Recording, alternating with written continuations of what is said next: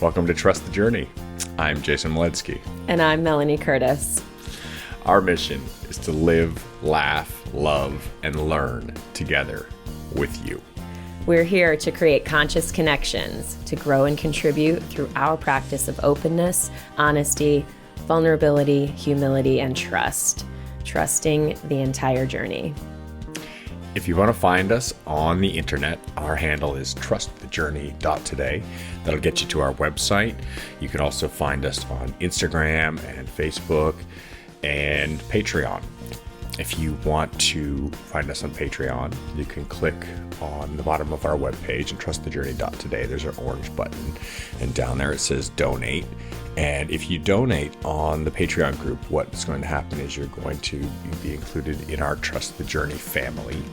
And this is a wonderful group of humans who support each other fervently every single day in all of their shares and in humanity and in just being on this ride and on this journey together. It's just an awesome group. We just had another new member join us yesterday, so welcome. And here we go. Yes. Right on, family. Thank you guys so much for being with us. We really, really appreciate you. So cool. Right on. So in this episode, we're talking about mindfulness. We're going to touch on what this means to us, what we've learned on the subject and the practice, and hopefully leave you with some practices that you can try for yourself. And as always, wherever the conversation may take us. And I sort of want to give it to you straight away, Jay, because you had suggested this topic, and I want to give you the opportunity to start. Well, I've been thinking about this a lot lately because it's something I've been practicing a lot for a long time. But lately more and more and more so, to the point where it's something I'm trying to practice all the time. And the concept is something that, I think all of us have heard the term at one point or another, mindfulness. We all have our ideas of what it means to each of us. What is this word supposed to mean, mindfulness? And in its most simple form, it means awareness. It means to be conscious of ourselves. It means to have a presence to our own thoughts, to be present, aware of what our thoughts are doing when we're not actively choosing our thoughts, when our thoughts are just occurring. And this is a very tricky place, because there seems to be two parts of ourselves. Most of the time, what I've noticed anyways, is that there's the part that's conscious of the thoughts that we're making and conscious of the actions and the choices that are happening. And then there's the part of us that just starts doing things and starts thinking things or reacting to things. And it is not a conscious decision. It's just a more of an automatic me kind of function. And it's the practice of mindfulness is per se the taking of these two halves of self, the one that's really aware of what I'm doing and the one that's completely unaware of what I'm doing, and kind of meshing it all together to bring it all into one being so that we're always aware of everything that we're doing, whether it's from the side of us that requires conscious thinking and action and thought, or whether it's from the side of us that actions and thinks automatically, but always being present to that. I think it's a wonderful practice. Yeah, it's a funny practice. It's interesting, funny, strange, curious, confusing. I feel like there's loads of different ways we could describe mindfulness, in the sense for like the person who's just being introduced to the concept. Even if I think about it in terms of mindset, and we talk about thoughts, because I know I mentioned the other day about doing the Sam Harris Waking Up app. And one of the things I like about his stuff and what he describes is this idea of having a cloud of sensation, which theoretically is not a thought. So that distinction has been powerful and useful for me in terms of being in my physical, like feeling my physical body and sort of like moving my mind, or feeling like I can experience beyond my physical self, which is sort of weird. And I'm definitely not by any means quote unquote good at that, but I feel like that is a distinct difference between that and the thoughts part, which, if I think about it from the perspective of the life coaching work that I do and the initial mindset work that I tend to do with people, that is partly, I think, what you're talking about in terms of beginning to recognize and find a way, find a practice into the blind spots of our beliefs that have been patterned through our human life, through our life from childhood or whatever. Like we've talked about this before. And starting to recognize when those things come up and drive our actions versus what is automatically just a humanity thing. You know what I mean? The core wiring of how we function versus beliefs that have been layered upon that and then are hiding in the blind spots because they become autopilot. I feel like those are also, they're distinguished. And I think you're pointing to that. Yeah, I also pick up that there's a distinct separation within the concept of mindfulness between thoughts per se, especially thoughts that are not conscious thoughts, that you're not like, I think it's non-logical per se. They're just thoughts that are just occurring, but also actions that are just occurring. So our being inside of our body is a great reference point. Have you ever been sitting there and you're just chilling or whatever, and your hand twitches?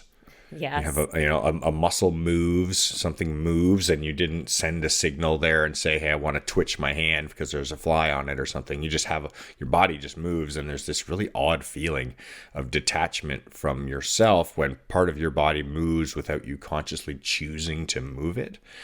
And so there's a similar sense to that, like where mindfulness first started occurring in my life was in relationship to control of my body.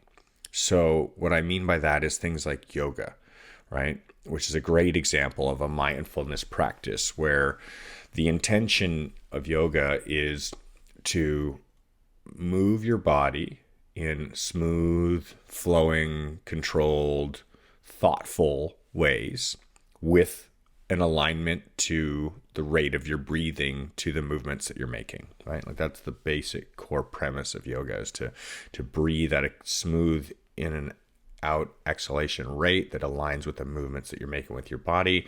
And in that, the concept is that the mind should remain quiet, that the body should be leading the awareness of self. And that's on my own interpretation on the concept of yoga, is that the body is actually the forefront of thought.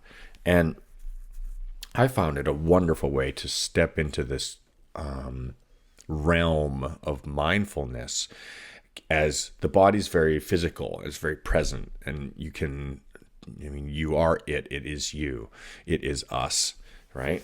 So the concept of being able to see and feel and touch and experience through the experience of the body provides so much sensory feedback that I really enjoyed it. I can identify with it right away. I'm like, oh, I get this. I'm supposed to be aware of the movements that I'm making, and in that process of practicing awareness of my movements, or the rate that I'm moving, the smoothness of my movement, or the jerkiness of my movement, or whatever measurement you want to give the movement, is I have a relationship to my own experience of life, right? So it's a concept of how am I experiencing life? Am I doing so smoothly and with a nice pace, or am I doing so jerky and rough, or am I even aware of how I'm doing so? And so here's one of my daily practices of mindfulness that has come from yoga,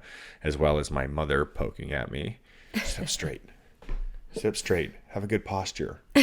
That's a daily mindfulness practice. To give a most simple version of how to be mindful is to be aware of what I'm doing with my body on an all the time basis. So if I slouch and lean forward all the time, I'm losing the awareness of mindfulness of what's happening with my physical being. And if I sit up and maintain good posture, my awareness of mindfulness is in place, and I'm able to have this little note of presence to an unconscious part of being that very often exists. And it's the simplest form of just sitting here.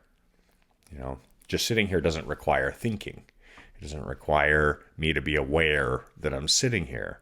But in the context of mindfulness, it does require an awareness. There's an awareness to say, oh, I'm actually a little twisted and I'm not quite aligned, and one foot's off the floor and the other one's a little bit, there we go. So now I'm a little straighter and I've got better posture, and overall my alignment of being is better, and the physical being and the spiritual being, well, this is the same thing. We're all interconnected. So in maintaining presence to one part of myself, I create a presence to another part of myself. I get the mind, the body, and the spirit all start working in alignment, and there lies the greater goal of yoga. Cool. Interestingly, I was talking with someone yesterday about yoga and sharing how it's never really called to me. And I've done it. I've done some yoga, but definitely have never participated in a yoga practice. Funny, while you were talking and you were mentioning, okay, being in the body and having that as a way to practice mindfulness. And as you were talking, I was thinking of stuff that I do, and I was hearing you and just, doing what I do as I take in what you're sharing, being mindful, by the way, of what's happening in the brain. But what came up was first this idea of like a walking meditation, how it's okay, physical movement. I do that where I intentionally am feeling my feet on the pavement and being extra mindful, quote unquote, extra practicing of presence in that particular walk.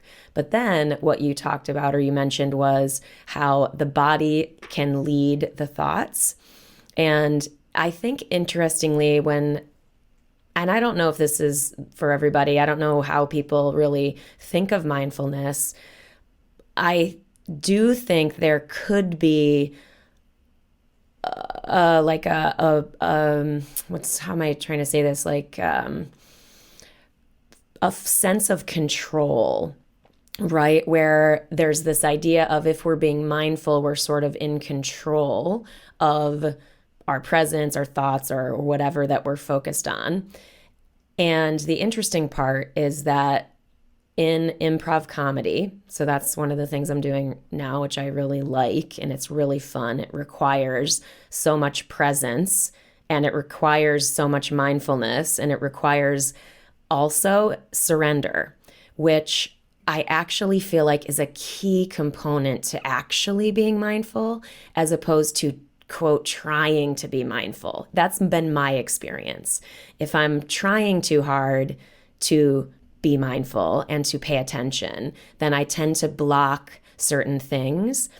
And one of the exercises in improv that they have us do that helps people surrender and allow the body to lead and to clear the mind of thought is we will start moving around the space, and we'll feel a movement that just like, oh, that's sort of a weird movement. But then we like lean into that movement, even however weird or normal or whatever it is, but whatever kind of movement calls to us, we'll exaggerate that. And then a character will be born from that movement. And so I love that exercise in the sense of it really requires surrender.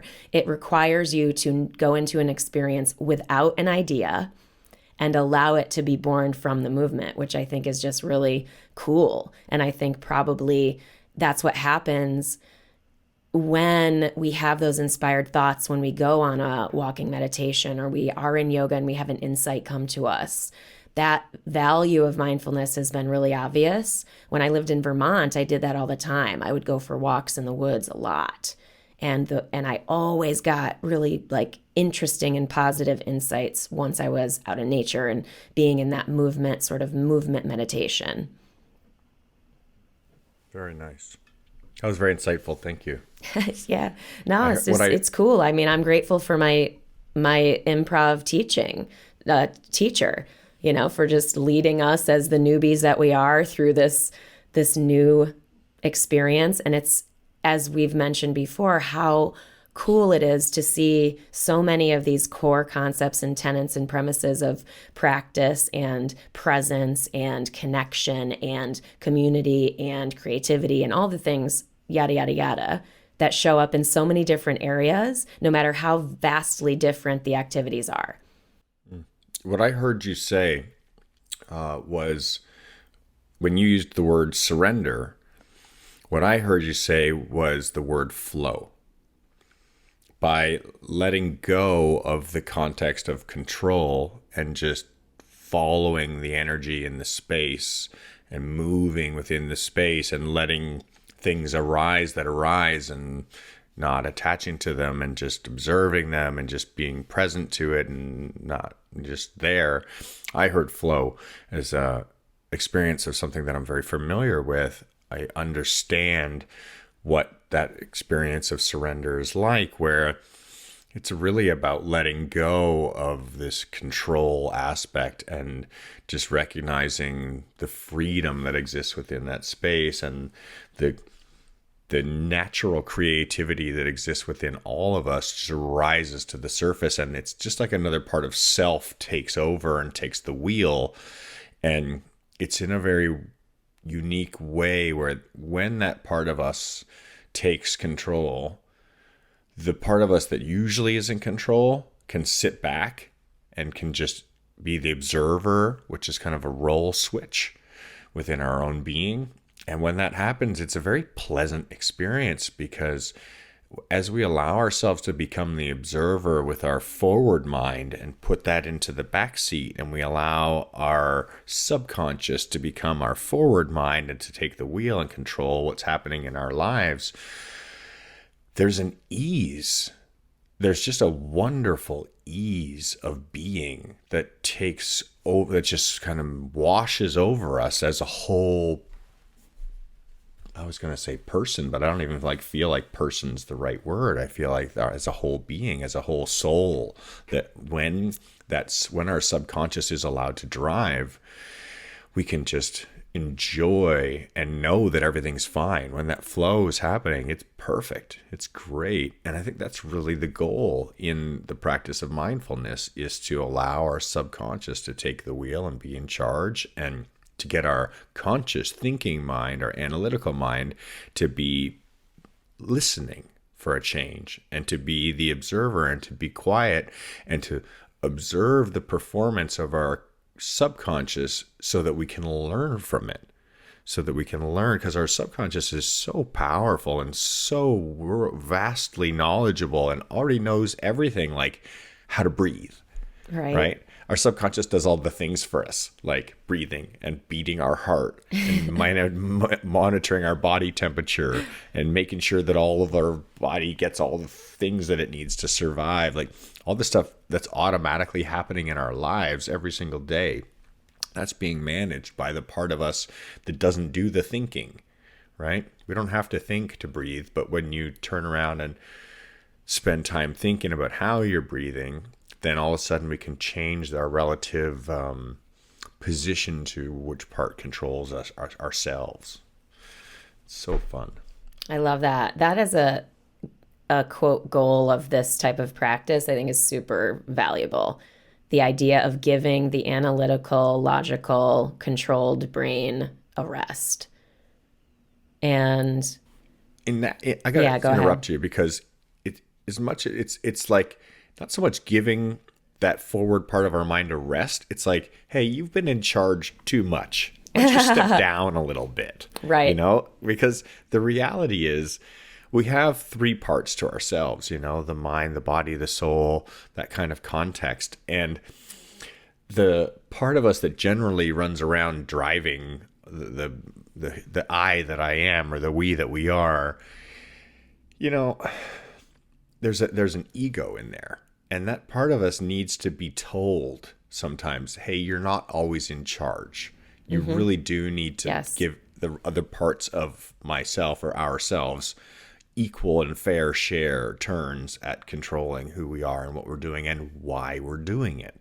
And really, that's great. I feel like a balanced person, somebody who's given that ego part of self enough of a talking to for that to be kept in check, and allows a room for the other parts of self to step forward and to make decisions based on spirituality, like the soulful decisions based on heart, right? And also make decision based on feel of just what feels good and what doesn't feel good, and allowing those choices to be the drivers, and to keep in that ego piece of self, present for when it needs to be there, because our ego is such a valuable part of our being, but at the same time, it needs to be kept in relative position to the other parts of our whole self. And that's most obvious to me with the relativeness of how we interact with others.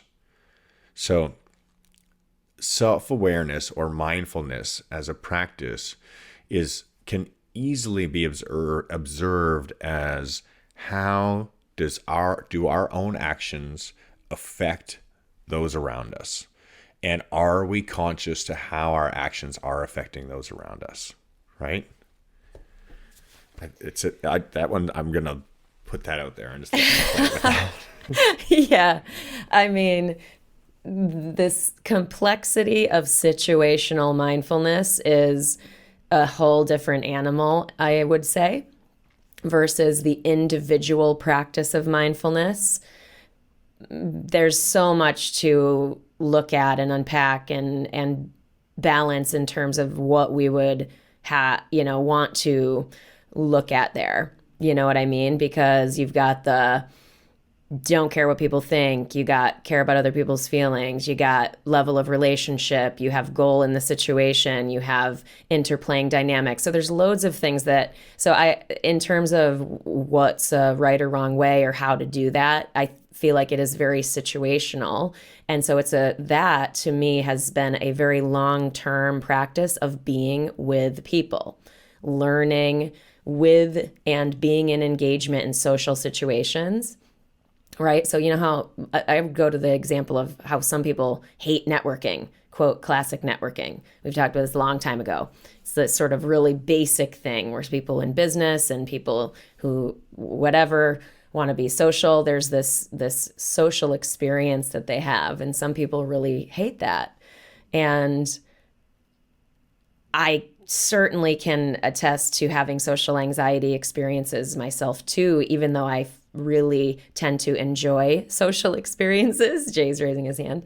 So I'm not devoid of that social anxiety. What I can say though is, in having just so many experiences with being in social settings and being and reading the situations, reading just what's happening, who's there, that complexity of interplay, I feel like requires a lot of, quote, practice, just as mindfulness individually does as well. So this idea of, I want to feel more at ease in a social setting, I really feel like it's just the same as a lot of other things in terms of overcoming fear, is doing it and earning the evidence that you don't die. That's a good practice. Yeah. But yeah, I mean, I just feel like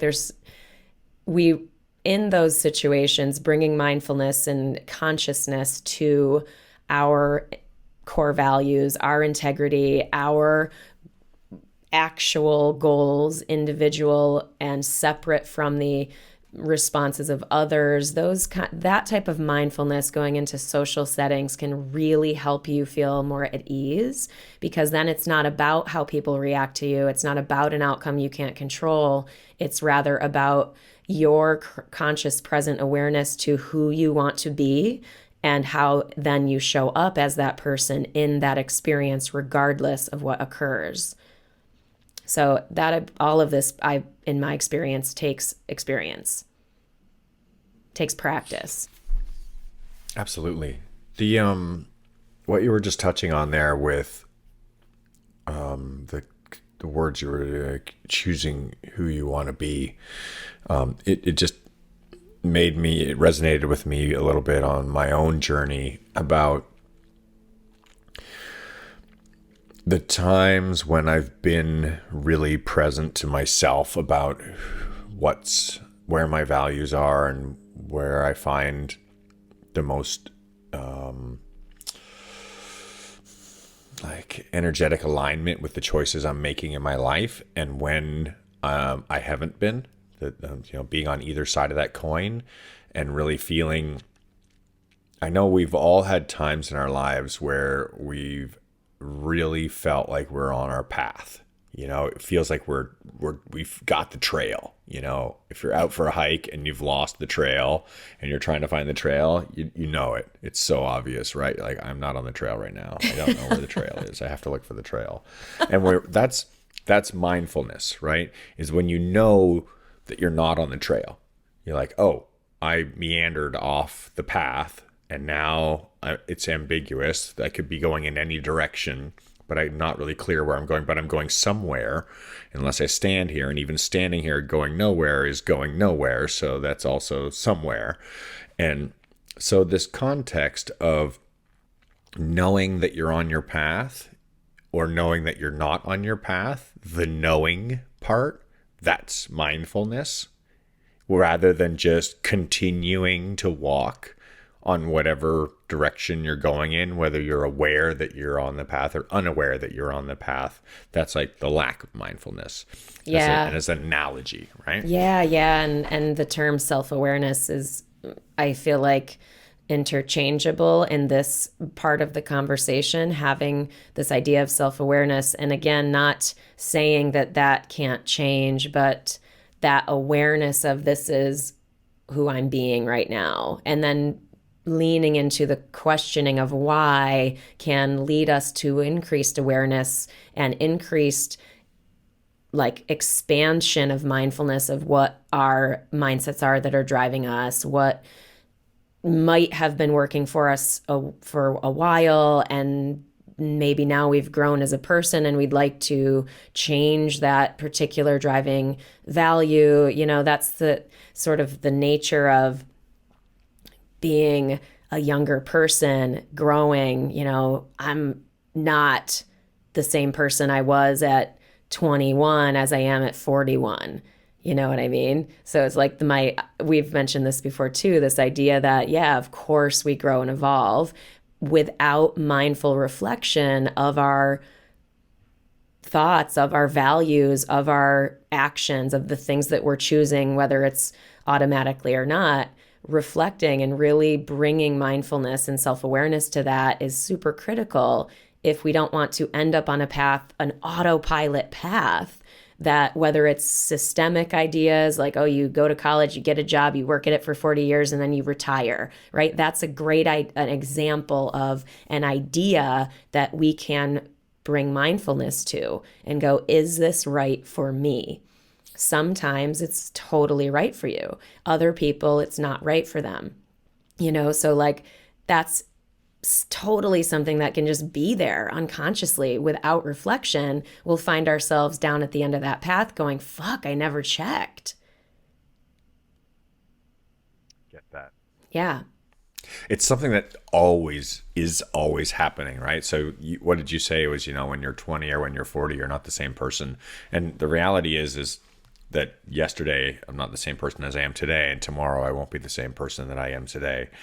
For all of us, we won't be the same person every single day. We change throughout the day. Those are always powerful days, eh? The ones where you actually have something impactful happen in the middle of the day, so you're not the same person as you were when you went to bed. Yep. That's pretty neat ones. I was having this awesome conversation. I spent some time with a good friend of mine's kids this last weekend, and they're just wonderful kids. And, kids are so insightful. They have so much to offer when it comes to mindfulness, because the child mind is just such a beautiful thing. It's so free to choose to observe things from perspectives that we so limit ourselves from as adults, because we put up all these trained behaviors around the ways that we are and are not allowed to think, right? Our culture, our society, our practices, our religions, our everything, it puts up these clear lines. You can think in this way and you can think in this way, and then everything outside of those directions of thought is not acceptable, or it's not the norm. It's not the way that we do things, whatever way you want to describe it. And it was so great to have these little exchanges with these kids, because I really gained such powerful insights through their minds. And one of the things that came up that I thought was really cool was listening to a 13-year-old feel lack of motivation because school's boring, right? Because he's got it. He's a super smart kid, right? He's 13. He could probably be doing work of a 17 or 18-year-old kid, right? Because he's super smart. And school's just not cutting it for him. He doesn't want to go because he's not learning anything, And I totally relate to this experience. And I bet almost every single person listening to this podcast could relate to that experience at one time or another, when you're sitting there in the classroom going, what the hell am I doing here?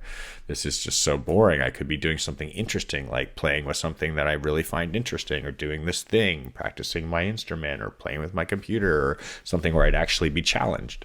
And I guess I just wanted to share this because through our conversation, we pull up this insight of what it really comes down to is, what do I want to be doing? Like, the real why is wanting to be in a state of mindfulness where the awareness is in place that what I'm doing involves two elements. It involves discovery and creativity, right? And so when we're working in a place within ourselves, whatever it is that we're doing, where we're learning new things, right? And new things in learning can be framed up a few ways. And this is where our conversation went. There's the learning of things that we already know. So the example would be like learning a language, right? The language is written. It has all the framework that holds it up. It has all the alphabet, it has all the words, it has all the grammar and all the punctuation and everything that works in that language. But that language isn't being created in this moment. It's something that's already exists, and we're uptaking known information, right? And so that kind of learning is like book learning, right? You have to study something that already is a fact. So there's no discovery there's no true discovery or creativity happening in that type of learning. And that type of learning can get so just nauseatingly boring for a kid who wants to be discovering or creating something that is new, right? But we have to have this process of taking in all the framework, so the alphabet, the punctuation, the words, all the things that make up the language, in order to have that tool set, that skill set, to then be able to apply it to the areas where we're actually going to create new ideas and discover things that have never been discovered, and move into that creative space of being an artist, of being a creator. And that's where the real magic happens, right? In that wonderful place of like, let's figure something out that's never been figured out before. And now I bring this all back around to mindfulness, is the practice of learning that nauseating skill of book reading and studying to get all the information may be arduous at the time, but we choose to maintain this practice, just like we choose to do the work of mindfulness of like, why do I have to be present to my own thoughts? Why do I have to think about my posture? Why do I have to think, why do I even have to think about what I'm thinking about? All this kind of thing. Right. It's the same relative experience of having to uptake a bunch of book learning in order to then be able to have the learned skill within us that's natural. It's like, now I can speak the language. I did the work, I can speak the language. Now that I can speak the language, I can start to interact with other people or other writings or other learnings, and I can start to apply that. When you can start to apply it, now you can move into the state of it actually working for you and being an asset. And all of a sudden there's all this realm that opens up all around us that we're completely unaware of until that has become part of us. when Yeah. it's natural, when it's default, then all of a sudden this is just like this whole other level of existence is there. You're like, oh, wow, you know, it's a complete change of who we are because we now learned that other a way to think and feel and act. And yeah, it's awesome. Yeah, that's so true. I've said that in skydiving for a long time. I used Yeah. to joke about, and I'd say this just as a joke, but in truth too, is it's fun to be good. And I would joke about that because it's not like, oh, it's we're good. It's not that. It's because so much fun is available to us when we have the skills that keep us safe and able to participate in the expanded just opportunities and cool things available in the sport of skydiving. That's a real micro example, but it's so true when it comes to that idea of skill. When you talk about mindfulness, and in a way, the practice of mindfulness for me could also be described as almost an automatic and instantaneous reflection on emotional charge or decision making or just that type of response or reaction to, because I think of that and I go, okay, mindfulness really helps me in relationship, period, in teamwork, because when I have emotional charge come up, I am able to instantly reflect on it and go, wait, what's going on with that? And sort of instantly go into my practice of sourcing what that thought is. What is that thought driving my emotion so that I can either act on it because it's correct and it's accurate for me, even though it's in a blind spot, or I can choose a different action, which is more than likely the case when it comes to an emotional response. And so that practice of mindfulness of going, I don't have all of my thoughts in my current view. There's plenty that still reside in my blind spots that I can't see are driving my choices and actions. And so that reflective process within reason, but especially when it comes to an emotional reaction about something, people say that all the time about you don't necessarily want to respond or speak from an emotional place, that tends to be outcomes that we don't like. It tends to be the results are suboptimal usually. To be kind in my verbiage there, but yeah, and that is a total example of where we have the opportunity to be mindful.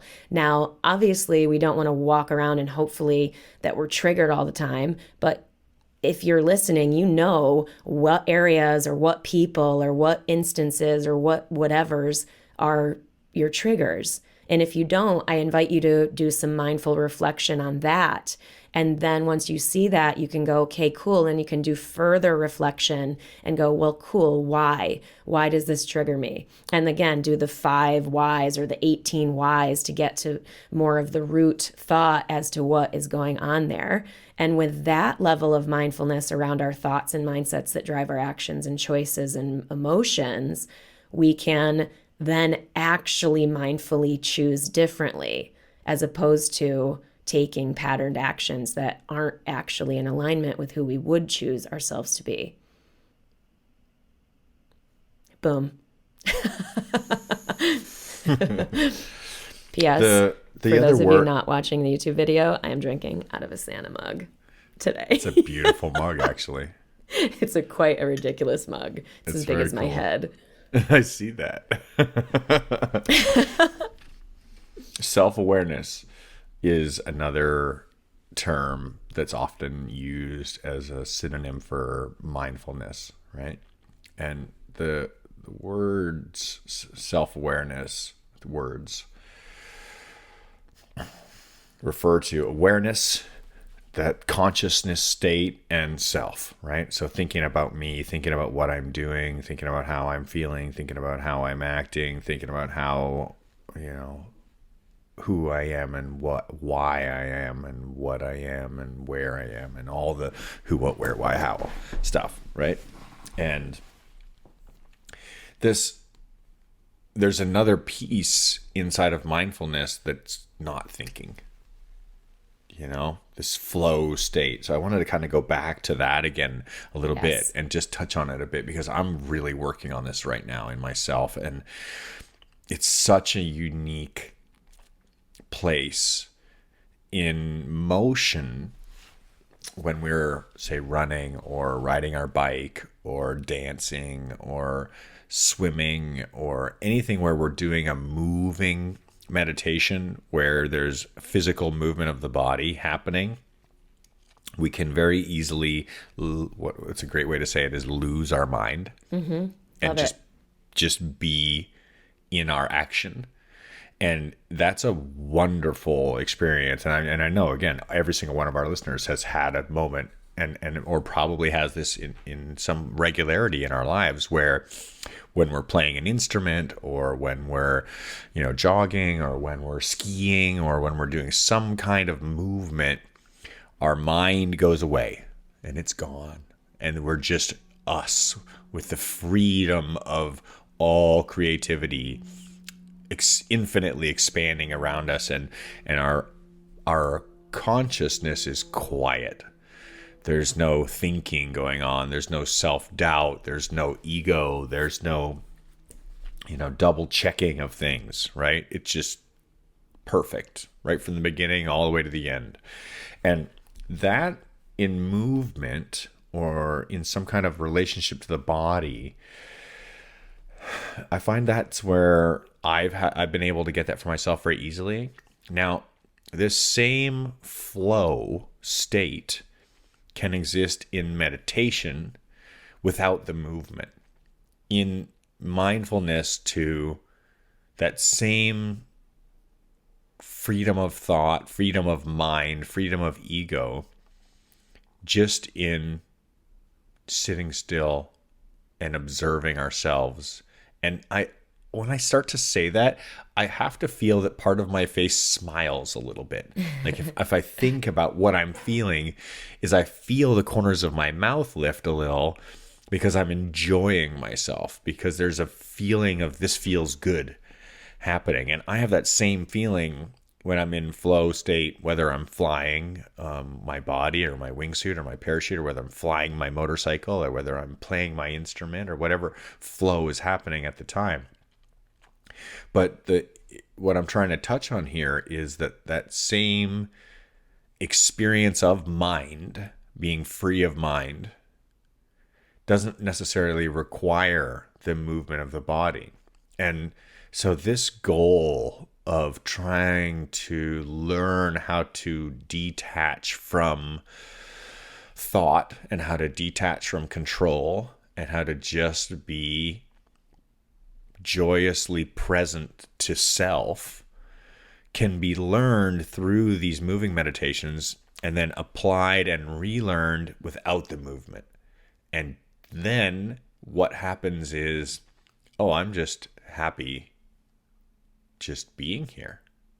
And this is the big goal. Like, this is for me the big one. I'm like, oh, I'm just great right now without needing to do anything, and not feeling like I need to overthink anything, or need to be double checking anything, or need to be afraid of anything. And there's this wonderful balance that comes in this practice of mindfulness and this practice of flow. And I've never actually heard it referred to this way. I'm just pulling this out of my ass right here. And it feels dead on the money. It feels so right on to me that I'm like, wow, I think I'm finally starting to understand this a little bit, about what it really means, and to just have that balance inside of oneself without having to look or try or Yeah. yeah. Yeah, I mean, for me, for sure, and I was just talking about this last night as well, the movement, the physicality in my life has been critical to my emotional and mental health, because it does give your brain a reprieve from the thinking, at least mine.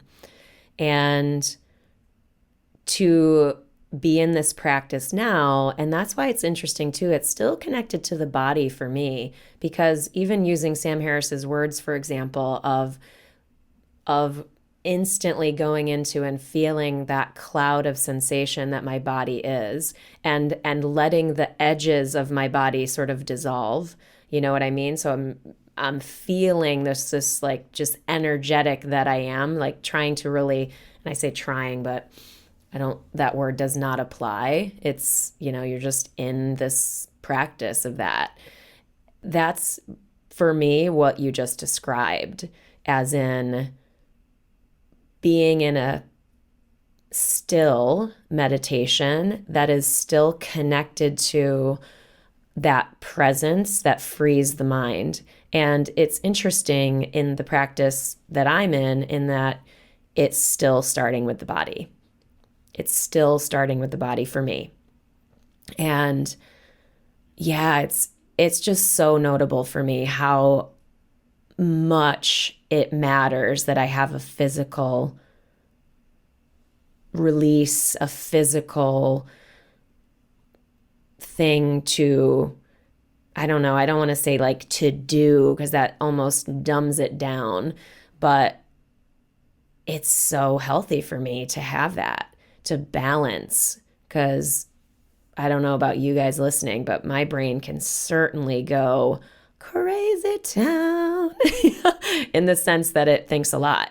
There's lots of ideas, there's lots of, evidence to support that type of stuff. And when fear tries to take the driver's seat, there's loads of different ways we can interrupt that.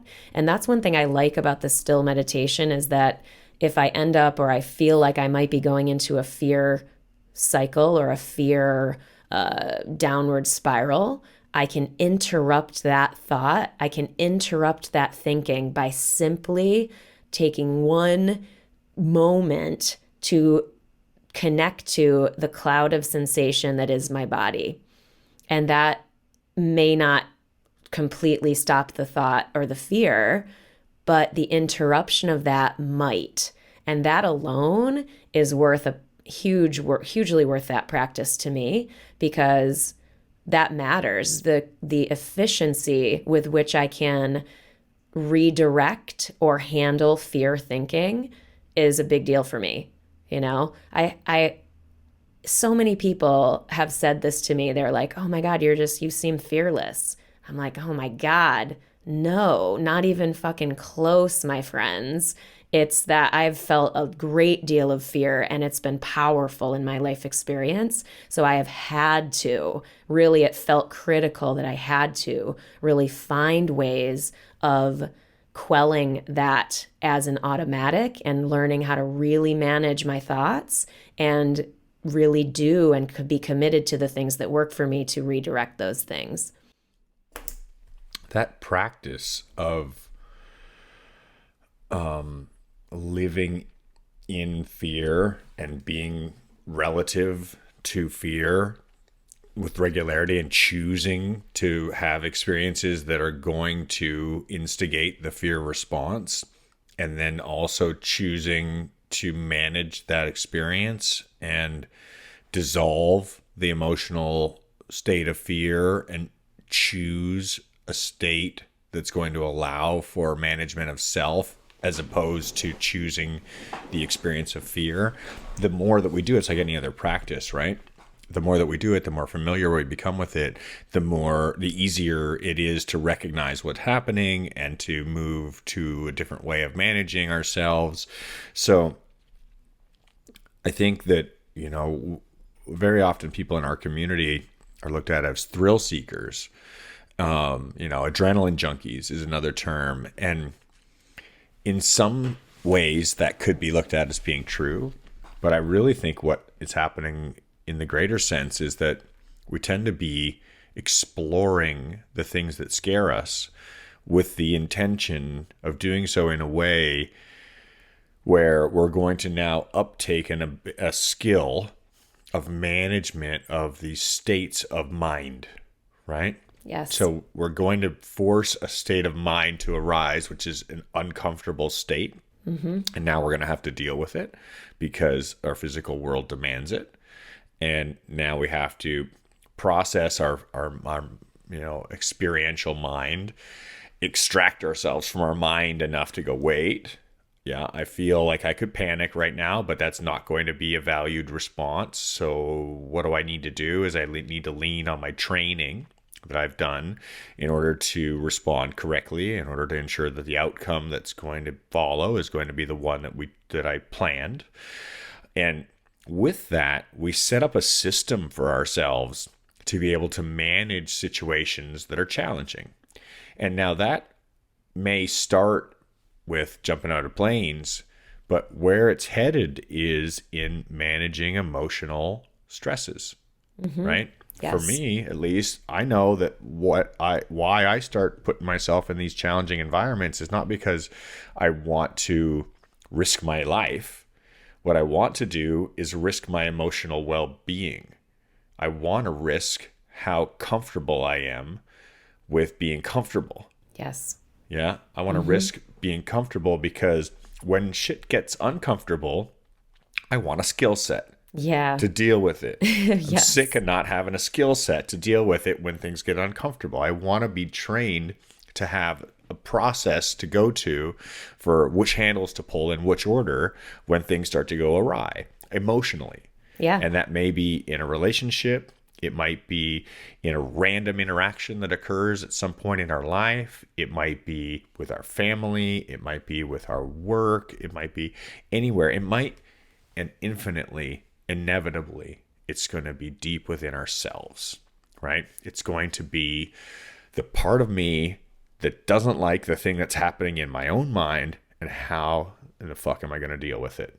Am I going to reach for a bottle? Am I going to act out aggressively? Am I going to shut down and remove myself from thinking about who I am and what I want and what's important to me? Am I going to, get verbal, or am I going to get real quiet? How am I going to respond to my own emotions about who I am and why I do the things that I do? And boom, mindfulness. Yeah. It's so true. So true. The And that's why I always say how it doesn't have to be skydiving. It can, and that's the classic life coachy quote of being released on the other side of your fear and all of those things. Like life is on the other side of your comfort zone. It really just implies this version of growth. This version of growth is really that intentional.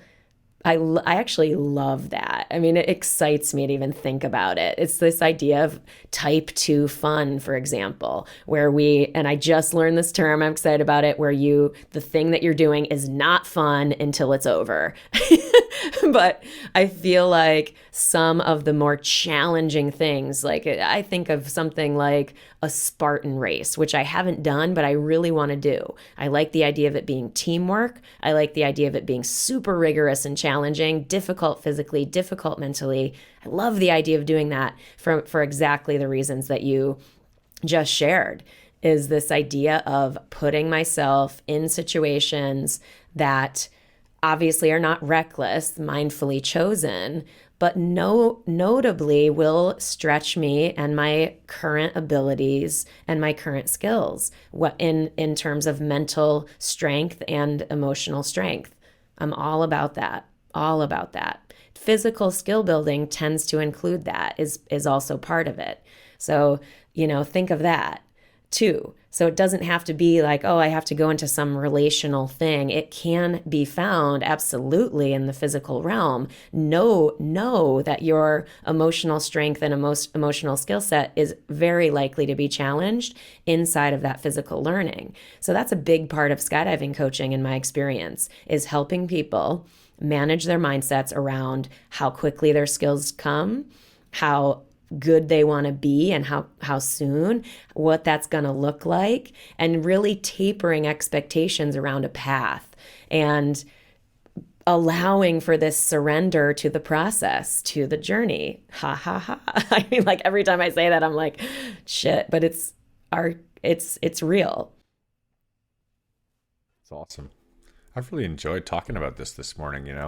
It's I think the more time that each of us puts into this topic, like at first, it's not very fun.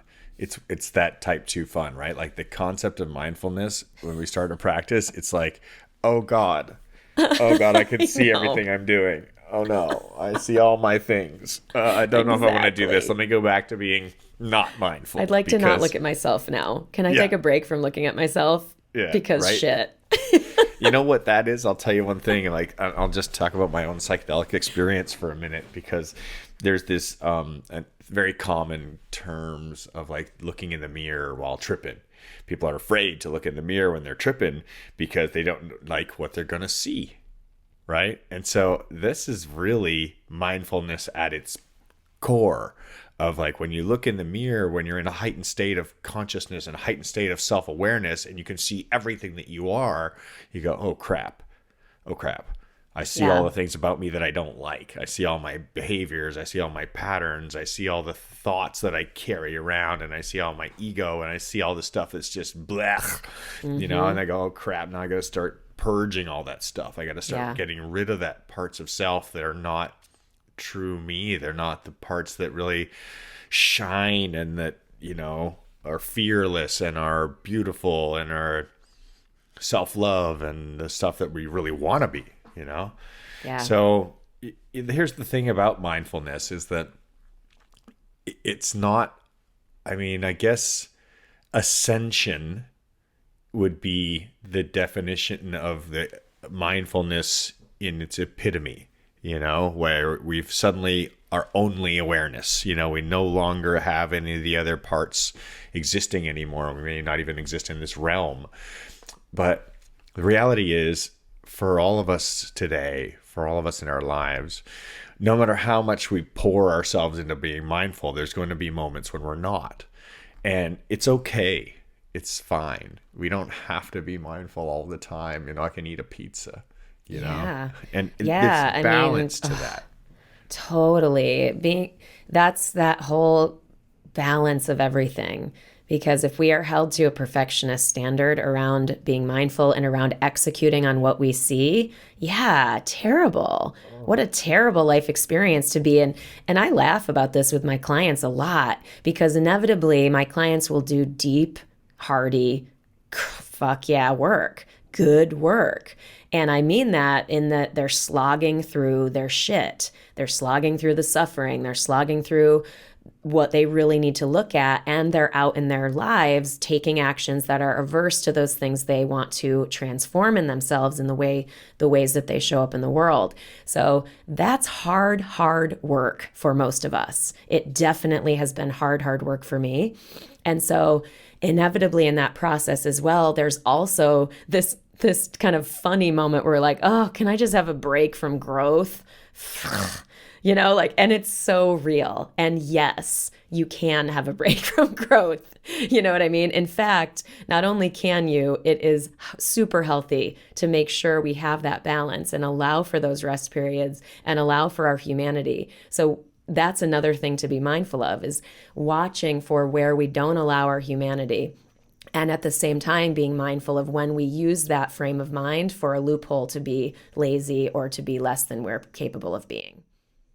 I was just thinking on that same piece. I was thinking about like, oh, you know what? I can lay off on my work. I can lay off on my attention to self, and I can like share time with friends, right? Like, so what a great example of like a perfect way to default out of actioning towards a goal and just being present, just sharing time with friends, with family. A lot of us have been doing this recently, and it's a great way to ground ourselves, but at the same time, there's other ways of detaching from our now, detaching from our mindful state that maybe aren't as good for us, like television, right? Television can be all right. It can be great. You can put on something that's going to inform you, that's going to make you give you the opportunity to feel in a very wonderful way. But there can also be things that you could put on that are going to completely send you another program. It's literally called a program, right? Right. They're going to send you on a program that are not going to be something that's going to continue helping you down your path, even on a subconscious level. Yeah. So I think there's even mindfulness in our practice of stepping out of mindfulness and Yeah. how we choose to step out of our mindfulness into our Yeah. just presence, you know? And watching for those situational triggers.